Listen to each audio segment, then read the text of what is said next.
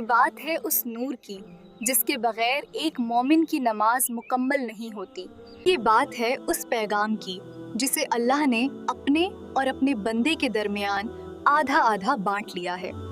یہ بات ہے مکہ کے اس دور کی جب اندھیرا ہر طرف چھایا تھا، لوگ پتھر کے بتوں کے آگے جھکتے تھے پر دلوں میں سکون نہ تھا۔ اس وقت ایک ایسی صورت نازل ہوئی جس نے زمین اور آسمان کے درمیان رابطہ یعنی ایک کنیکشن قائم کر دیا۔ بسم اللہ الرحمن الرحیم۔ السلام علیکم ورحمۃ اللہ وبرکاتہ۔ آج ہم بات کریں گے اس سورت کی جسے ہم ہر روز کم سے کم 17 بار اپنی نمازوں میں پڑھتے ہیں، لیکن کیا ہم واقعی جانتے ہیں کہ الحمدو کے پیچھے کا منظر کیا ہے؟ کیا ہے سورہ فاتحہ کی حقیقت اور کیوں اسے اساس القرآن یعنی قرآن کی بنیاد کہا جاتا ہے؟ مفسرین بتاتے ہیں کہ سورہ فاتحہ مکہ کے بالکل ابتدائی یعنی بالکل شروعاتی دور میں نازل ہوئی۔ سورہ فاتحہ مکہ کے بالکل ابتدائی دور میں نازل ہوئی۔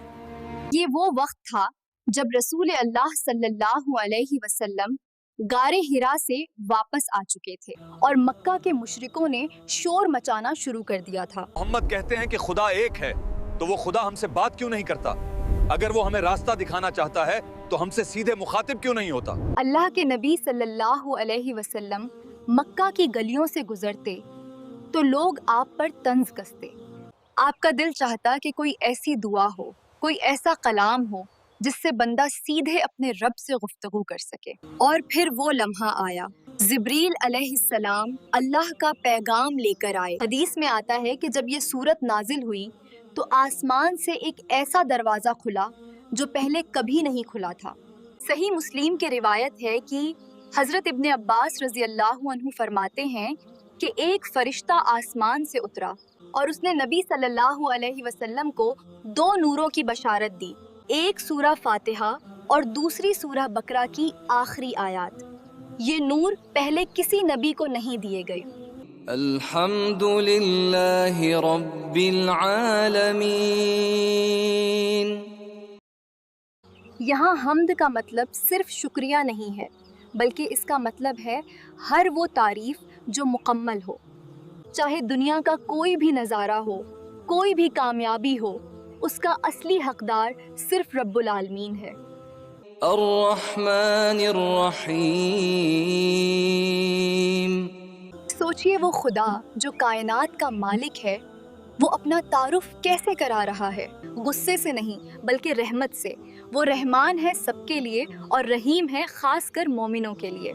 مالک یوم الدین۔ یہاں ایک ٹھہراؤ ہے، یہ ہمیں یاد دلاتا ہے کہ ایک دن ہمیں اپنے ہر عمل کا جواب دینا ہے۔ وہ انصاف کا دن ہے۔ ایاک نعبد و ایاک نستعین۔ یہیں سے سودا شروع ہوتا ہے۔ بندہ کہتا ہے مولا عبادت بھی تیری اور مدد بھی صرف تجھ سے۔ اہدنا الصراط المستقیم۔ یہ وہ دعا ہے جو ہم ہر نماز میں مانگتے ہیں۔ دنیا میں ہزاروں راستے ہیں جس میں اکثریت گمراہ کرنے والے ہیں۔ ہم اللہ سے GPS مانگ رہے ہیں، وہ راستہ جو سیدھے اس کی رضا کی طرف جاتا ہو۔ صراط الذین انعمت علیہم۔ یہ سورہ کا سب سے اہم موڑ ہے۔ یہاں بندہ ڈائریکٹ اللہ سے بات کرتا ہے۔ بندہ کہتا ہے اے اللہ، میں تیرے سوا کسی اور کے آگے نہیں جھکتا، اور جب پھنس جاتا ہوں تو صرف تجھے پکارتا ہوں۔ غیر المغضوب علیہم ولا الضالین۔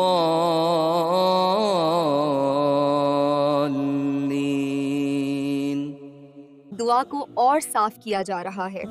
ہمیں وہ راستہ چاہیے جس پر نبیوں، صدیقین اور شہیدوں نے قدم رکھے۔ ہمیں وہ راستہ نہیں چاہیے جہاں لوگ سچ کو جان کر بھی مکر گئے، یا وہ جو سچ کو بھول کر بھٹک گئے۔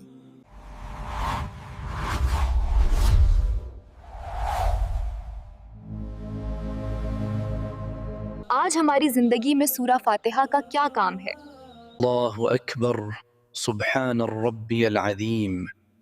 آج ہم ڈپریشن میں ہیں، ہم کنفیوزڈ ہیں، ہم گوگل میپس پر راستہ ڈھونڈتے ہیں لیکن زندگی کا راستہ بھول جاتے ہیں۔ اہدنا الصراط المستقیم۔ ہم ہر نماز میں کہتے ہیں اہدنا الصراط المستقیم، ہمیں سیدھا راستہ دکھا۔ یہ ایک کانٹریکٹ ہے، جب آپ یہ سورت پڑھتے ہیں تو اللہ جواب دیتا ہے۔